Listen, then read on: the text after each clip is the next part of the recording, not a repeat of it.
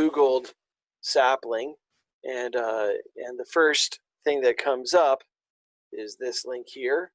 But if you don't already have an account, you can create an account by hitting this and fill in this information, and then they're going to ask you for money, and you'll get the money, and then you'll be able to have an account. Once you've logged in, once you've created an account, you go to your Sapling account. It's going to pull up like this. I'm showing you a student mode right now, and what will happen is it'll pull up and it'll have some items up here and other items down here. Okay, and it'll have all of the different assignments for the semester here. They're not always perfectly in order, so you will have to pay attention so that you can make sure that you're doing the right assignments when you're supposed to be doing them.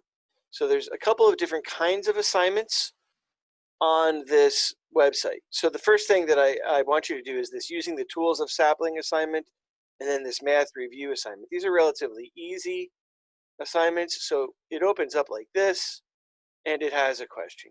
How to answer questions. To answer a question, enter or select your answer in the module and click Check Answer. I understand how to answer questions. Check my answer.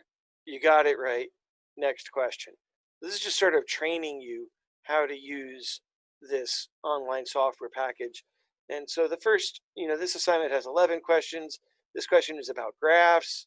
And one of the cool things about Sapling is that you can grab and move some of the lines on the graphs. So that's why I kind of really like this software. It's because it enables moving around of graphs, and graphing is a big part of what economics is about. So that's what the first assignment will be like. The homework assignments are all sort of similar to that. There's some assignments that are called homework. There's some assignments that are called something like learning curve. So the learning curve assignments are sort of this adaptive assignment that when you start it, it's going to ask you to begin this activity. So you can hit this, begin the activity, and it's going to have a question. So if individuals acting in their own interest produce outcomes that what, but which nevertheless have desirable properties, is a demonstration of the invisible hand. So in their own interest produce incomes that were not part of their intention, but which nevertheless have desirable properties. So an answer, you get it right and they give you 15 points. Hey, that's pretty cool. All right, well, what if I get it wrong? So let me just guess on this question. Whoa, I went really fast. It could tell that I was guessing. That's kind of cool. So it says slow down. All right, I'll slow down. I'll be more careful. Right? Which of the following is true? So made my answer 5 points. So I got the right answer, but after getting it wrong once, so it only gave me 5 points. Okay, fine. Well, it'll keep on going. It'll keep on giving you questions until you get to 300 points. Once you get to 300 points, right, then you're done with the assignment. So if you hit 300 points, you've done as many points on this assignment as you can. Another thing that's cool about this is that you can click on this button to read the book on this, and it'll take you to the textbook chapter where this concept is taught. You can go back over and reread those pages in the textbook to give you the information that you need to learn how to answer this question correctly. What I think a good strategy would be is to, when you are first starting your work on a particular chapter, is to open that learning curve assignment after you watch the videos. So watch the videos first, then open the learning curve assignment and use that to work your way through the chapter. Okay? Now the videos, what are those like? Well, here's a video activity. We can open one of these. And what you're going to do is you're going to watch a video. This one's 7 minutes long. You about the island of Tasmania. And then there's a quiz after the video, and there's several questions to the quiz. Now you have to do the quiz after watching the video in order to get credit for having watched the video, right? And these videos cover the material in the textbook. You're watching these videos instead of getting lectured to by me, right? I'm going to record a couple of lectures most weeks, but the total amount of time for watching those videos that I make is going to be a whole lot less than, the 2 hours that you would spend in class during lecture time. So this is a substitute for all of those lectures. There are 98 videos like this in Sapling for this course. So, and so if you think that's like about 100 videos, about 5 minutes per video, that's like 500 minutes of videos.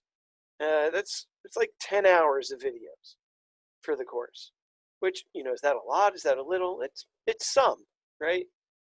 10 hours, that's 10 class periods. So it's not a whole lot. It's a bunch though. Okay. So those are the videos. Now, so again, my strategy was first, when you open your assignment for a particular chapter, the first thing you should do is watch the videos. All right. And that sort of is expecting that you've already read the chapter in the textbook. All right. Watch the videos, read the chapter, do the learning curve. Right? The learning curve is going to check to make sure you actually learned the stuff in the textbook. And then you're going to go and do the homework assignment. Right? The homework assignments are worth the most points.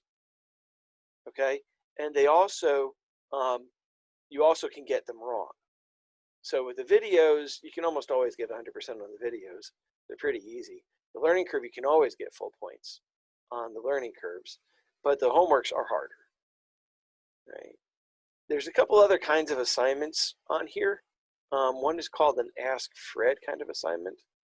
Let me see if I can find an Ask Fred assignment. Do I have any of those opened? I don't. Okay. We'll come to those later in the semester, and I'll show you how those work also. I also have left open these end of chapter problems. So let's open one of these real quick. And for an end of chapter problem, this question is actually in your textbook at the end of the chapter. And what you can do is you can try to solve this problem. You can do the math and try to solve the problem, and you can get feedback as to whether or not you got it right. So let me put 56 in here. Check my answer. Incorrect. Oh, it tells me how to solve the problem. Right, I got some feedback here. If you want to practice ahead of exams, or if you want to just check your understanding before doing a homework assignment, you can always do these end of chapter questions to check your understanding.